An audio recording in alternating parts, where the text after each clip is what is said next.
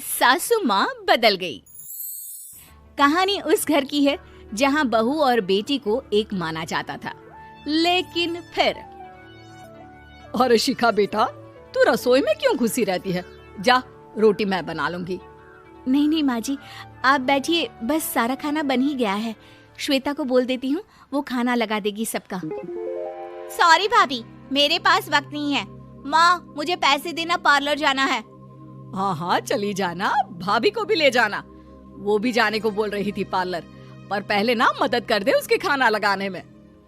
देख माँ, वो बहू है, उसे बहू रहने देना, इतना सर पर मत चढ़ा भाभी को। श्वेता, ज्यादा मत बोला कर। बहू और बेटी में कोई फर्क नहीं होता है। जा जाकर काम कर। ननद को माँ का भाभी से इस तरह प्यार करना बिल्कुल अच्छा नहीं लगता। वो बार बार किसी न किसी तरह माँ को भाभी के खिलाफ भड़काती रहती, लेकिन कोई फायदा ना होता। एक रोज, अरे बेटे किशन, जा बहू को कहीं घुमा कर ला, सारा दिन घर में काम करती रहती है। हाँ हाँ माँ, हम लोग जा रहे हैं ना गोवा। अच्छा जी, भाभी ने तो हमें बताया भी नहीं। वैसे तो सारी पंचायत करती है, ये गोवा वाली बात क्यों छुपा गई हमसे? अरे क्योंकि उसे खुद नहीं पता था बहन। मुझे टिकट सस्ती मिल रही थी तो मैंने बुक कर दिया। हाँ शिखा, पैकिंग कर ले, संडे हम जा रहे हैं गोवा। दोपहर में शिखा पैकिंग कर रही थी कि सास आ जाती है। ये क्या बहू, साड़ियाँ? अरे गोवा जा रही है घूमने या फिर शादी में मायके हैं? माँ जी, ऐसा कुछ है ही नहीं, समझ में नहीं आ रहा क्या रखूं कपड़े में। अरे तेरी और श्वेता की साइज तो एक ही है, उसके कुछ मॉडर्न कपड़े ले ले, आकर लौटा देना। हाँ माँ जी, ये ठीक रहेगा। शिखा श्वेता के पास जाती है और उससे कपड़े मांगती है। ना जी ना, मैं अपने कपड़े ना दूं, वैसे भी फैल जाएंगे मेरे कपड़े, बहुत महंगे वाले हैं।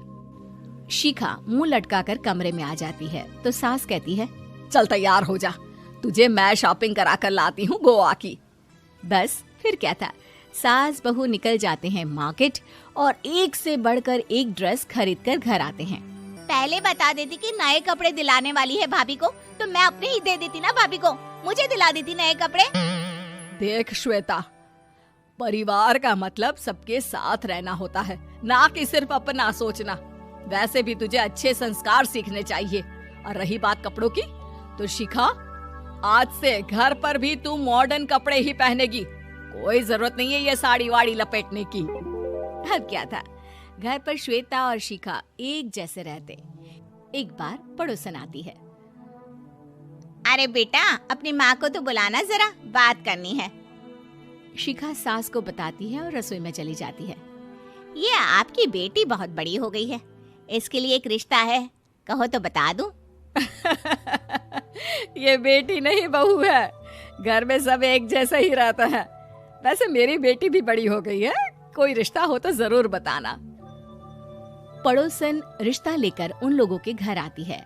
तब श्वेता की होने वाली सास कहती है, तो ये घर है, कितने मंजिल का है? और ये बहू ने आपकी क्या पहन रखा है, जीन्स टॉप? अरे भाई, साड़ी वाड़ी नहीं है क्या इसके पास? देखिए, सर्दी है तो साड़ी में बहू कैसे मैनेज करती, वैसे पहनती है साड़ी भी। देखिए, हम लोग ठहरे पैसे वाले लोग, कोई कमी नहीं है हम लोगों के पास पैसों की, बहुत पैसे हैं, जमीन, नौकर चाकर, कार, सब कुछ है, लेकिन घर में संस्कारी बहू चाहिए। समझ रही हैं ना आप? सास कुछ कहती कि श्वेता बोल पड़ती है, हाय रे, नौकर चाकर से लेकर जमीन, कार, पैसा, हाँ, मुझे रिश्ता मंजूर है मुझे। अरे रुक जा श्वेता, मैं बात कर रही हूँ ना। देखिए, हम लोगों के घर इतनी आजादी नहीं मिलेगी। अरे हाँ कर देना माँ, हाँ कर दे जल्दी से। सास क्या करती, बेटी की शादी ऐसे घर में कर देती है जहाँ ना उनके विचार मिलते हैं और ना ही आचार। शादी के बाद एक रोज फोन पर, श्वेता बेटा, एक बार घर आ जा, बहुत दिल करता है तुझे देखने का। माँ, वो घर पर बहुत काम होता है, कैसे आऊँ? बड़ा घर है, लेकिन आने जाने वालों की लाइन ही लगी रहती है। बेटा मैं तो जानती थी उस घर का हाल, लेकिन तू ही नहीं मान रही थी। माँ देख, हर घर का यही हाल है। तेरी बेटी को यहाँ घूंघट हटाने की परमिशन नहीं है और एक तरफ भाभी स्कर्ट पहनकर घूम रही है। बेटा मुझे क्या पता था कि मेरी बेटी को ससुराल के नाम पर पिंजरा मिल जाएगा। अच्छा माँ, फोन रखती हूँ, सास को गर्मा गर्म रोटी खिलानी है।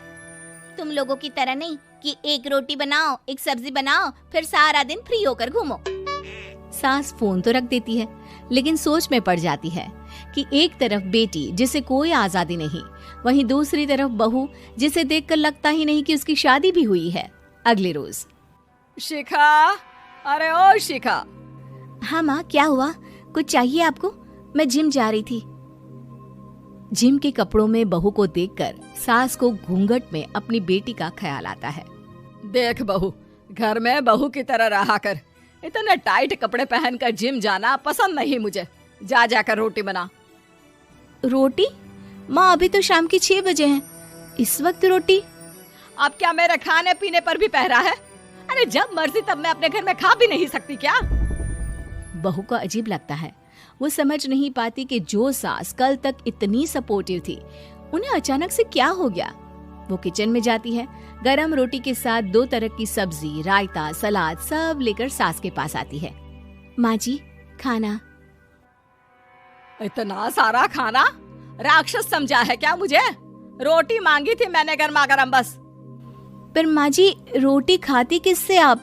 सब्जी तो बनानी थी ना। अरे भूख मर गई मेरी तेरी बहस से। जा जाकर काम कर, अंदर पूरी रसोई साफ कर। बहू अंदर चली जाती है। थोड़ी देर में श्वेता घर आती है।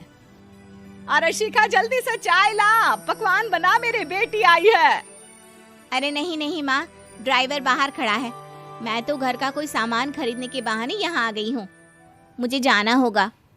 अरे बेटा, पर कितने दिनों बाद देख रही हूँ तुझे, रहने आ जाना 2-4 दिन के लिए। आ जाऊंगी माँ, जब मेरी सास मरेगी तब। मैं तो रोज मन्नत मानती हूँ कि मेरी सास मर जाए तो अच्छा है। अच्छा चल, जा रही हूँ माँ।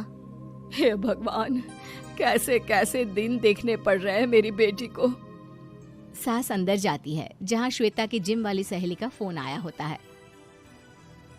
क्या बात है, आज जिम नहीं आई? अरे पता नहीं यार, आज माँ को क्या हो गया अचानक। पर खैर कोई नहीं, लगता नहीं कि मैं अब जिम आ पाऊंगी। शिखा स्पीकर पर बात कर रही थी, जिसे सास सुन रही थी। यार ये सास ना होती ही ऐसी है। मैं तो कहती हूँ बुढ़िया जल्दी मरे और तू आराम से जिए। शिखा को सहेली की बात पर गुस्सा आ जाता है। माँ के मरने की कौन सा बच्चा दुआ मांगता है मोहिनी? आगे से ऐसी बात मेरे सामने मत करना। हमारे घर की शोभा ही माँ है। क्या हुआ जो थोड़ी सख्ती दिखा रही है? उसमें भी कोई ना कोई उनकी भलाई ही होगी। मैं तो कहती हूँ भगवान मेरे जैसी सास सबको दे, जो सिर्फ माँ की तरह है। सास वाली तो कोई बात ही नहीं है उनमें। सास ये बात सुन रही थी। उनकी आंख में आंसू आ जाते हैं कि क्यों वो बेटी की किस्मत में बहू को भी भागीदार बना रही थी। शिखा, अरे ओ शिखा, क्या हो गया? जिम नहीं जाना क्या?